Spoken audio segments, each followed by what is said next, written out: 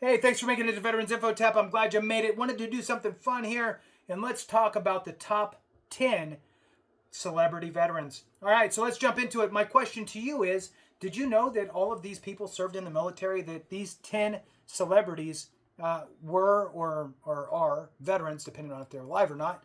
And wanted to go through it here with you now. Hit the thumbs up for me, subscribe, share with a friend, all that good stuff. I really appreciate it. If you want to support the channel in other ways, consider being a member. You can do that by going to the homepage. You'll see the highlighted members and a join button. Thank you so much to all you members. All right, so top 10 celebrity veterans according to military.com. And this came out, actually, it was updated September 3rd, 2024. I want to share it with you here today. All right. Serving in the military changes lives. The benefits and experiences of military service can lead to almost anything, especially with the courage and commitment instilled in vets during their service. There is no one right way to thrive after serving in the military, but some veterans on this list might never have become who they are without serving in the military. Some of them found out the military wasn't what they thought it would be, but all of them were changed by their service, and we are better off for it. Number 10 in descending order here. Number 10, George Carlin was a veteran for those that don't know. So George Carlin, comedian, here's a quote, says, "So I do have this ambivalence. Obviously, I'm against militaries because of what militaries do. In many ways, though, the Air Force was unmilitary-like. They dropped bombs on people, but they had a golf course." The creator of 7 Words You Can Never Say on Television was always an anti-establishment comedian. So it might not be surprising that a guy like George Carlin was considered to be an unproductive airman. I think that is so funny to me. So an unproductive airman. During his time in the military, it's probably more of a surprise actually that he even joined the military at all. Carlin dropped out of high school in 1954. He joined the Air Force to get the GI Bill benefits and attend a broadcasting school. He was trained as a radar technician and stationed at Barksdale Air Force Base in Louisiana. He wasn't content with just doing his Air Force job either. He moonlighted as a disc jockey at KJOE, KJOE, an AM radio station that played top 40 music in a nearby town. By age 18, Carlin was on the air. Apparently, he wasn't content to do his Air Force job at all. Carlin was court-martialed 3 times during his career and eventually was given a general discharge. Avoiding a dishonorable discharge was something that he was proud of, but Carlin credits his confidence to those early days in radio. Number 9 here is Steve McQueen. Steve McQueen, there's a quotation, "It was all very pleasant just lying in the sun and watching the girls go by, but one day I suddenly felt bored with hanging around and went and joined the Marines." Steve McQueen's legacy as the king of cool began early. He was the love child of a stunt pilot and an alleged alcoholic prostitute, and had a childhood that led him to cultivate his rebel image, which included stints of homelessness and times in a boys' reformatory. After a series of jobs that included working the door at a brothel in the Dominican Republic, he joined the Marines in 1947. He was promoted to private first class and served with an armored unit. McQueen saw some success, being promoted 6 times and demoted back to private 7 times. His rebellious nature came to a head when he let a weekend pass turn into a 2-week tryst with his girlfriend. Shore Patrol apprehended him, but he resisted, of course, and spent 41 days in the brig. The first 21 were spent on living off bread and water. After his time in the brig, McQueen righted the ship, literally. His unit was in the middle of a training exercise in the Arctic and turned disastrous. McQueen, his unit, and their tanks were aboard a ship when it hit a sandbank, throwing several tanks and their crews into the water. Many drowned inside their tanks, but McQueen jumped in and saved the lives of 5 men.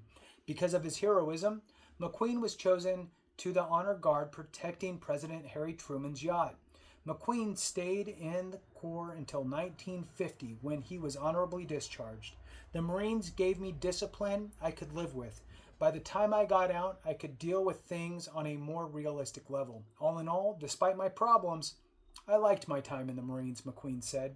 After leaving the Marines, McQueen used his money that he earned through the GI Bill to study at an acting school, and his career was prolific. McQueen starred in numerous roles and maintained his star status up until his death in 1980. Number 8, Ice-T. Yep, the rapper Ice-T, a veteran. And the quotation here, when I had my daughter, I was like, man, I'm going to go to jail. I got to do something. I went to an enlistment office. Next thing you know, I'm in the military. 4 years, infantry. Sometimes people join the military for purely practical reasons. And actor and musician Ice-T is one of them. After a rough upbringing in South Los Angeles, Tracy Lauren Moreau, soon to earn the nickname Ice-T because of his ability to perform books written by a famous pimp named Iceberg Slim, was struggling to support his girlfriend and daughter. He joined the Army for financial benefits. His performing ability would help him later in life too. He served 4 years in the 25th Infantry Division in Hawaii. Early in his career, he was part of a group that stole an infantry rug and subsequently deserted. After a month, once the rug had been recovered, Ice-T returned and received a non-judicial punishment, which allowed him to complete advanced infantry training, but he did get his sign-on bonus of $2,500. During his time in Hawaii, Ice-T was assigned as squad leader at the barracks. It was there that he met a civilian named Mac, who was impressed by his performances of Iceberg Slim's books. The civilian, he learned, was a pimp himself. Mac taught him how to be a pimp while he was still serving in the military. Using the money from his illicit side hustle, Ice-T purchased stereo equipment, turntables, a mixer, and speakers. That's how he began performing and rapping. At one point during his career, a sergeant told Ice-T that he was serving in the Army because he couldn't survive on his own in the civilian world. Ice-T nearly proved him right. He became a jewel thief and bank robber after leaving the Army in 1979. After 2 of his friends went to prison for robbery, Ice-T officially adopted his name and became a DJ and performer. In 1983, he recorded his first single, Cold Wind Madness, which became an underground hit. Number 7, Humphrey Bogart. Yes, Humphrey Bogart. Let's jump into that. Bogey was the son of a surgeon and a famous illustrator in New York City, part of a family that could trace its lineage back to the Mayflower itself. He was raised in boarding schools and elite private schools, and when the time came to go to college, Humphrey Bogart was expected to attend Yale. But Bogart, with his upbringing, decided, I'm going to go to a different school. He dropped out and then joined the U.S. Navy in 1918, while World War I was raging in Europe. It was said that he received his trademark scar and lisp while in the Navy when his ship was shelled while ferrying troops. Much of Bogart's time at sea came after the armistice of November 1918 as he worked aboard the troop ship carrying U.S. troops back home. In June 1919, he was discharged as boatswain mate, 3rd class. When he returned home, he found his family's vast wealth was failing due to bad investments. He made his own way and began working in a series of jobs and joined the Coast Guard Reserve. One of those jobs was in the office of New World Films as a stage manager, and Bogart soon took to acting on Broadway.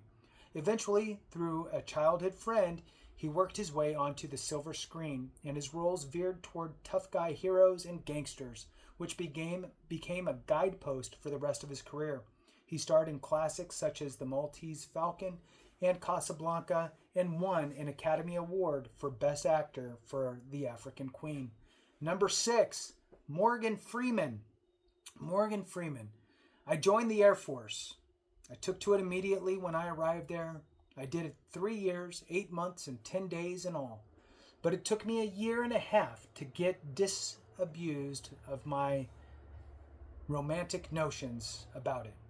Sometimes being in the military helps determine what you want to be in life, even if it means not being in the military.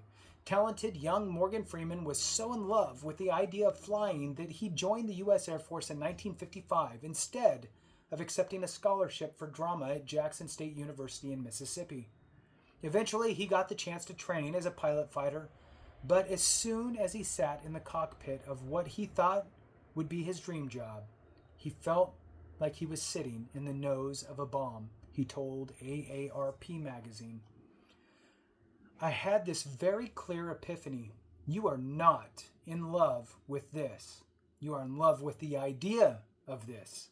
Freeman didn't hesitate to act on his gut instinct and left the Air Force in 1959.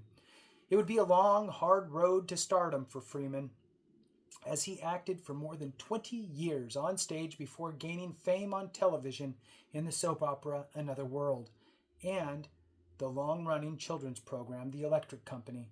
Freeman went on to act in prominent supporting roles and later as a star in such movies as The Shawshank Redemption, Seven, and Unforgiven. Number 5, Chuck Norris. Yes, Chuck Norris. Before the President of the United States can declare war, Congress must have permission from Chuck Norris. So those Chuck Norrisisms, those things are great. And a couple of my favorite ones real quick are Chuck Norris doesn't do push-ups, he does earth downs. Or Chuck Norris threw a grenade, killed 5 people, then it exploded. So if you know any of those, throw those in there. Before Carlos Ray Norris could become the Chuck Norris, he had to learn a few things first. Like many of us reading this, he did it in the military. Norris joined the Air Force where the first thing he learned was that he needed a weapon to do his job as a security policeman. While stationed in Korea, part of his job meant corralling rowdy drunken service members out of bars near Osan Air Base. When he realized that he couldn't do it physically, he sought help in the local martial arts, Tang So Do and Taekwondo. As we all know, Norris doesn't half-ass anything. He would not only learn to toss drunks around, but also become the first Westerner to be awarded an 8th degree black belt in Taekwondo. He held the World Middleweight Karate Champion title for 6 years and was chosen Black Belt Magazine's Fighter of the Year in 1969. He founded 32 martial arts schools and was actor and fellow veteran Steve McQueen's karate teacher, because of course he was. McQueen encouraged Norris to go into acting, and after gaining attention as Bruce Lee's opponent in Way of the Dragon, he starred in such films as Good Guys Wear Black, Delta Force, Missing in Action. He also starred in long-running TV series Walker, Texas Ranger. Norris has used his success to give back to the military community, serving as a spokesman on behalf of the Department of Veterans Affairs and hospitalized veterans. On March 28, 2007, Commandant General James Conway made Norris an honorary United States Marine. All right, number 4. And so far, did you know that all of those people were veterans or are veterans, right? I'd love to know. So we got 4 more. Number 4 here is Mr. T. Yes, the infamous Mr. T. There's a quotation here. When you find a really tough guy, he's not a predator. He doesn't have to prove himself. Guys who have to pretend to be tough, they ain't. I'm tough. Quotations. Before he nearly pounded Rocky Balboa into submission as Clubber Lang in Rocky III and went on to fame as B.A. on the hit TV show The A-Team, Mr. T was a member of the biggest team of them all, the U.S. Army.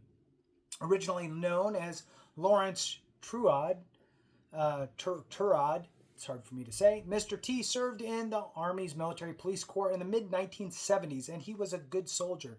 In November of 75, he was awarded a letter of recommendation by his drill sergeant, and in a cycle of 6,000 troops, he was elected top trainee of the cycle and promoted to squad leader.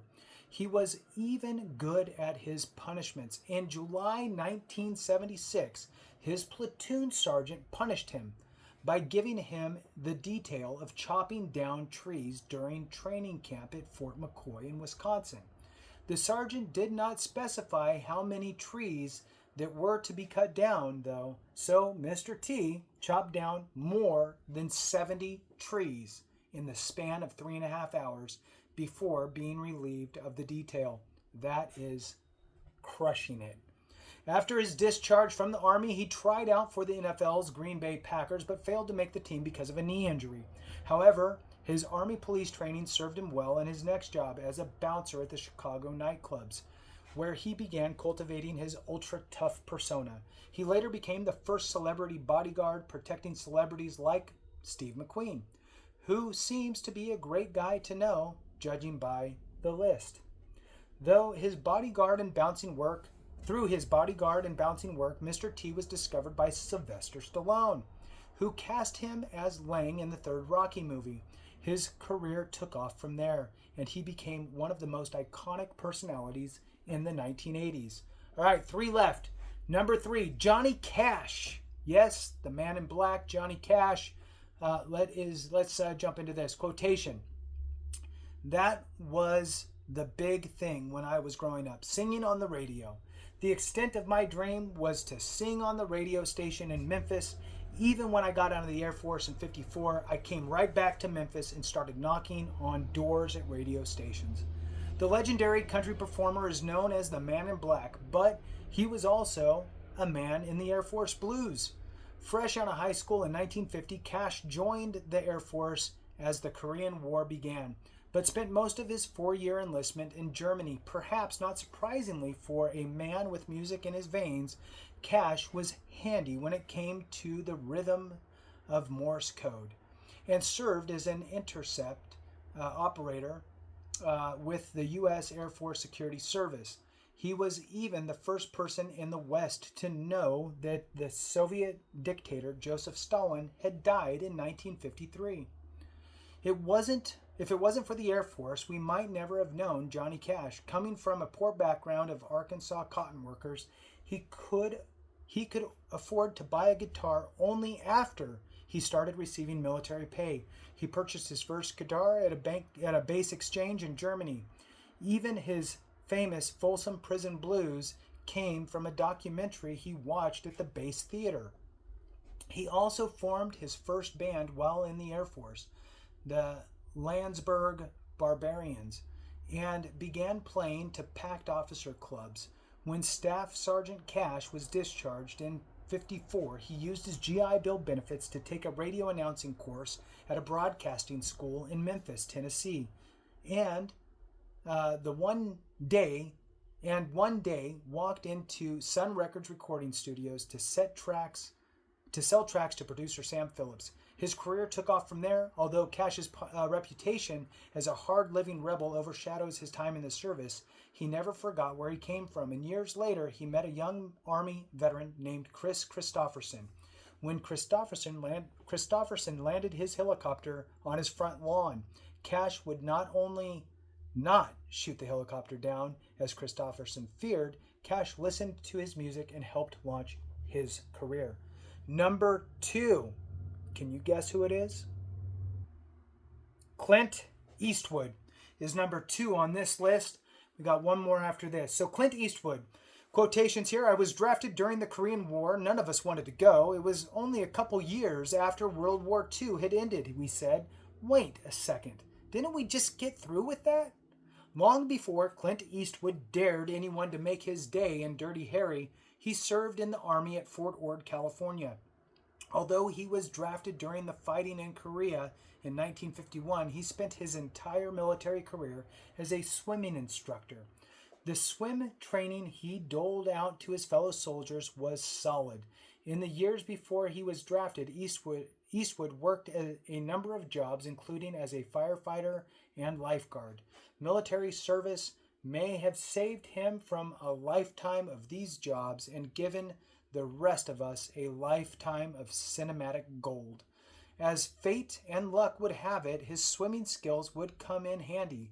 One year, as Eastwood was hitching a ride above a Navy torpedo bomber, the plane ran out of gas and was forced to ditch in the Pacific Ocean approximately 3 miles off Point Reyes Station, California. Eastwood and the pilot used the life raft to swim more than a mile through the tide to shore. It was at Fort Ord that Eastwood was first introduced to Hollywood types, who were impressed with his look but not his acting abilities. Not a big deal. After his discharge in '53, Eastwood attended LA City College and studied drama using the GI Bill. By April 1954, he had received his first studio contract. He eventually found international fame in Italian-made spaghetti westerns, which established his hard-boiled persona and more than 60-year career in Hollywood. All right, last one here. Anybody got a guess?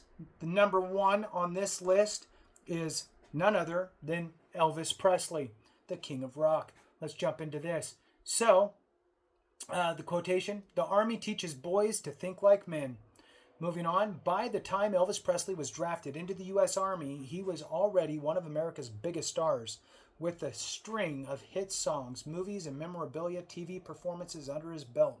So when he received a draft notice, qualified as a A1 or 1A draftee, and then actually joined the Army, it was sensational news. Presley didn't shirk from his duty and found himself trading in his leather jacket for Army greens. He entered the Army as a regular GI at Fort Chaffee, Arkansas on March 24th, 1958, as his famously tousled hair was shaved down to regulation length. He cracked, "Hair today, gone tomorrow." That's funny. Elvis, "Hair today, gone tomorrow." That's pretty funny. Elvis was sent to Fort Hood for basic training and was assigned to the 2nd Armored Division, also known as Hell on Wheels. He later was assigned to the 3rd Armored Division and stationed in Germany. There he met Priscilla, who eventually became his wife. He also told the media that he wanted to be treated just like every other soldier, saying, "The Army can do anything it wants with me." Unlike most other soldiers, however, he used his leave to record 10 top 40 hit songs, donated his Army pay to charity, and purchased extra uniforms and equipment for his fellow soldiers.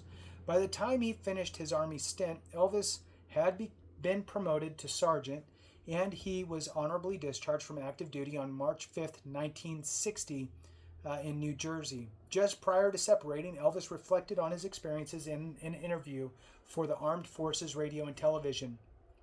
Quotation here, "I was in a funny position. Actually, that's the only way it could be. People were expecting me to mess up, to goof up in one way or another. They thought I couldn't take it and so forth.